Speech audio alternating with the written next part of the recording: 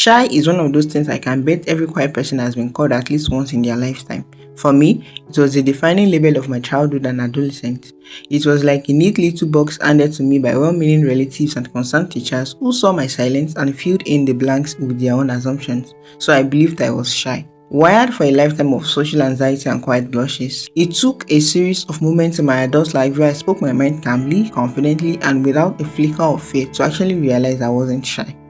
I'm not talking about me stumbling upon an academic definition in a dusty textbook, but on real life experiences that forced a shift in my perspective about myself.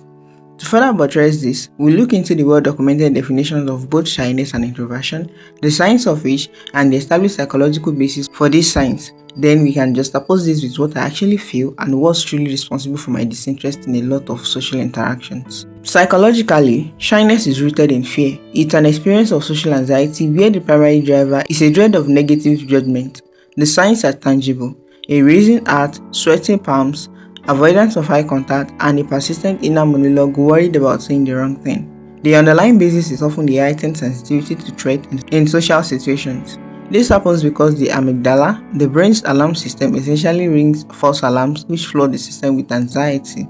Introversion, on the other hand, is a preference for a lower level of external stimulation. Its basis lies in neurobiology, particularly in how our brains respond to dopamine. The signs of introversion are not fear, but a palpable sense of energy depletion after prolonged social exposure and a distinct need for solitude to recharge. We don't avoid social gatherings because we are scared, we avoid them because they are exhausting. This means that what others mistake for shyness in me as an introvert is simply my brain eating its stimulation limits. My quietness in a group isn't a symptom of fear, it's a sign that I'm processing, observing, and sometimes finding the conversation more draining than engaging. I don't blush or stammer when asked a question, except I genuinely don't know the answer.